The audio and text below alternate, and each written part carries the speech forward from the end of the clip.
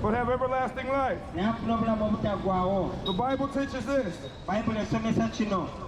that God did not come into the world to condemn the world, but through Jesus Christ, the world might be saved. The Bible says, condemnation is this, that light is coming to the world, and men love darkness rather than light, because their deeds were evil. The Bible says, all those who love God come into the light. Come into the light. So their works can be exposed, or their works can be proven that they are of God. But the Bible says, those who are in darkness stay away from the light, lest their evil deeds be exposed. The Bible says this in the book of Matthew. God's talking to the Pharisees. The Pharisees are like the false prophets of his time. The Pharisees and Sadducees are like false bishops of Jesus' time. The Pharisees and Sadducees are like false teachers of Jesus' time. And this is what Jesus says about them. Woe unto you, scribes and Pharisees, hypocrites!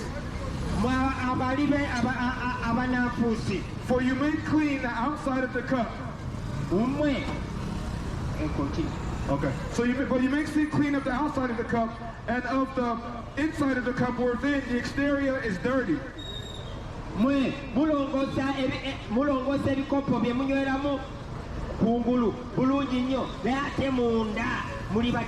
Thou blind Pharisees, cleanse first which is in the cup,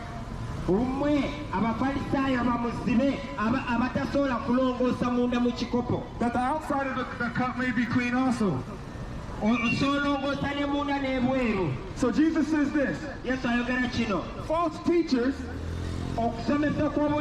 false prophets, false bishops, people who claim to be man of God, they're serpents.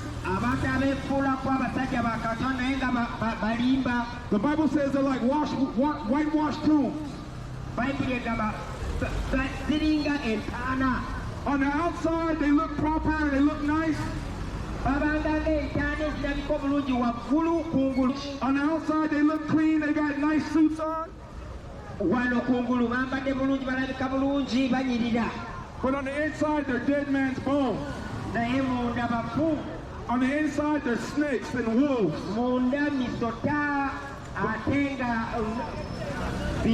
The Bible says that it's just like a cup. Every morning I wake up and I drink some tea. And I get my cup, and there's always like brown stuff in there from the previous day. But the outside looks beautiful, it looks clean. But the inside is dirty.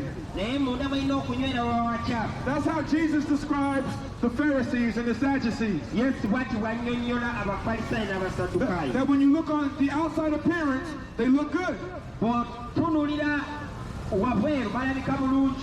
on the inside, they're dirty and brown.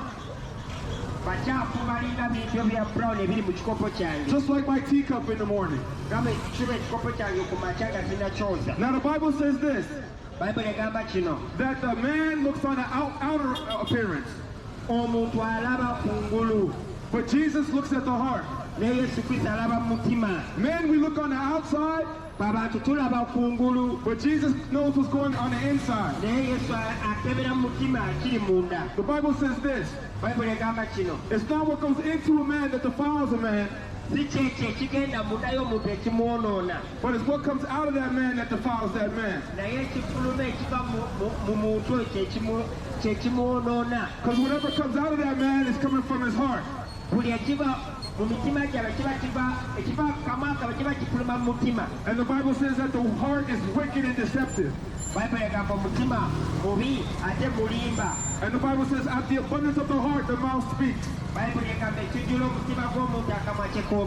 So nowadays, there's people walking around, and on the outside, they look like men of God. On the outside, they look good. But the Bible says on the inside, they're like dead man's bones.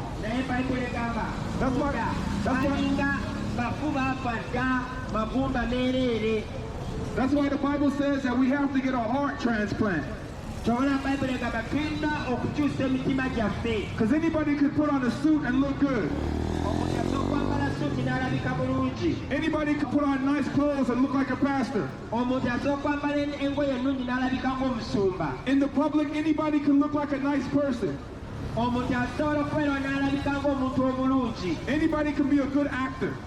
But the Bible says this: some sins come before and some sins come after.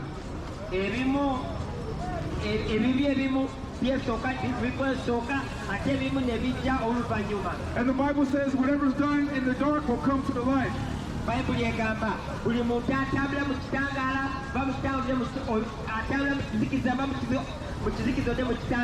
On YouTube we have many examples of these whitewashed tombs.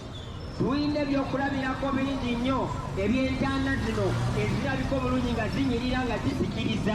have many examples of false prophets and false teachers.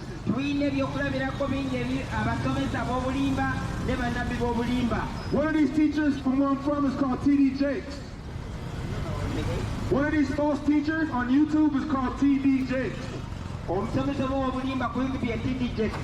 This guy hangs out with another guy called Puff Daddy. Puff Daddy. P.Diddy. He used Puff Daddy was the one who brought out Notorious Big. The Bible says this: be not unevenly yoked with unbelievers.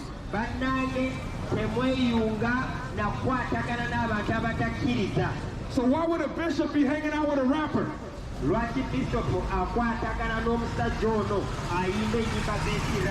Why would a so-called man of God be hanging out with a homosexual?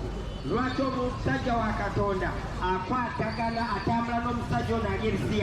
if you didn't know, P. Diddy's a homosexual.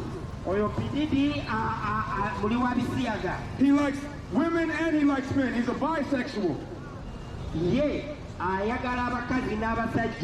Most of these people that you see on TV, that you dance to their music, they're homosexuals. America and Canada is full of homosexuals.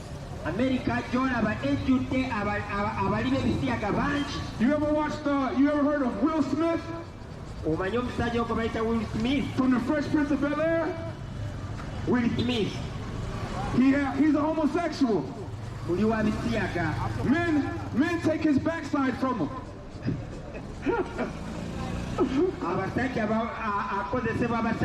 And these are the people that they put on TV for us to watch.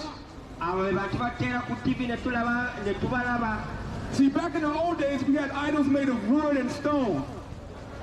Back in the old days, we had idols made of wood and stone.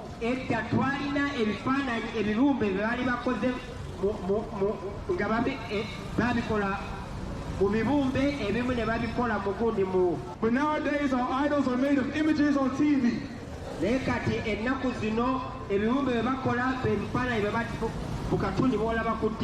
And in European countries, most of those Europeans are homosexuals. And they want to make the whole world homosexual. This is the world we live in now. That's why you see people on TV, women with beards.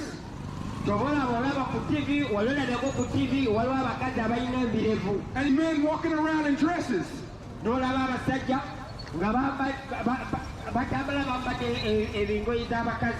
And they tried to bring that nonsense here. And the government made it illegal. God bless Uganda for that.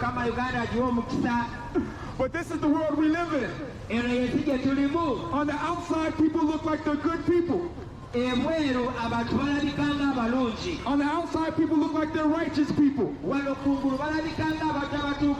On the outside, they could look like man or woman of God. But on the inside, they're ravenous beasts. In nighttime, they're doing terrible things. They're molesting children. They're committing homosexual acts. They're stealing money from the church. They're hanging out with P.Diddy. But on the outside, they look like men of God.